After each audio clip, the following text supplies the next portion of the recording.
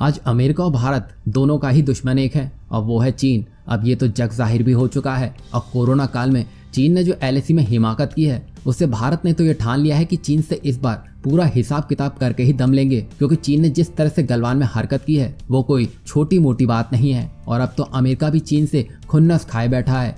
तो यही सही मौका है भारत और अमेरिका के लिए चीन को मिलकर जवाब देने का। तभी तो आने वाले दिनों में भारत और अमेरिका एक बड़ा युद्धाभ्यास कर सकते हैं, और वो भी भारत चीन सीमा के पास लद्दाख रीजन में। और इसमें बड़े बड़े हथियारों का इस्तेमाल किया जाएगा ताकि चीन को भयभीत किया जा सके।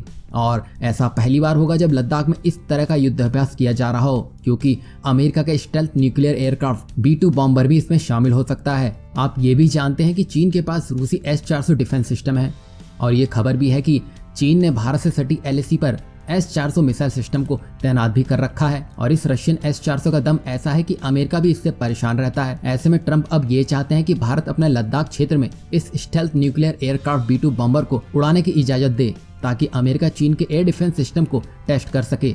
अमेरिका यहाँ पर चीन के S-400 को परखना चाहता है कि क्या S-400 अमेरिका के B-2 बॉम्बर को डिटेक्ट कर पाता है या नहीं। अमेरिका सिर्फ भारत में ही नहीं बल्कि अमेरिका ने 3 B-2 बमवर्षक विमान अमेरिकी नेवल बेस डिएगो गार्सिया में भी तैनात किया हुआ है, जो कि भारत से सिर्फ 1000 मील की दूरी पर तैनात है। अमेरिका का दावा है कि यह बॉम्बर दुश्मनों के हवाई डिफेंस सिस्टम को चकमा देकर आसानी से उनके इलाकों में घुस सकता है। हालांकि अभी इसका सामना चीन या रूस जैसे उन्नत देशों के एयर डिफेंस सिस्टम से नहीं हुआ है। वैसे देखा जाए तो चीन कॉपी बेस्ड हथियार या टेक्नोलॉजी ही बनाता आया है और उससे अमेरिका को कोई ज्यादा फर्क नहीं पड़ता है। यहाँ बात हो रही है रूसी S-400 की, जो अमेरिका को भी टक्कर दे सकता है। और जबकि अमेरिका इस कोशिश में है कि किसी तरह भारत से उसे B-2 बॉम्बर उड़ाने का ग्रीन सिग्नल मिल जाए ताकि वो चीन के डिफेंस सिस्टम को परख सके। अब यहाँ पर चीन की अकड़ देखिए।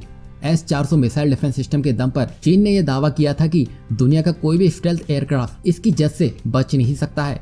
इसी को परखने के लिए अमेरिकी वायुसेना इन बॉम्बर्स को चीनी सीमा के पास लद्दाख रीजन में फ्लाइंग मिशन पर भेजना चाहती है। और अभी जिस तरह भारत और अमेरिका का मकसद और निशाना एक है, तो शायद भारत भी इसके लिए राजी हो सकता है और चीन को हिला कर रख सकता है। और जब लद्दाख में B-2 बॉम्बर गरजेंगे तो कहीं शी जिनपिंग अपनी कुर्सी से ही ना नीचे गिर जाएं।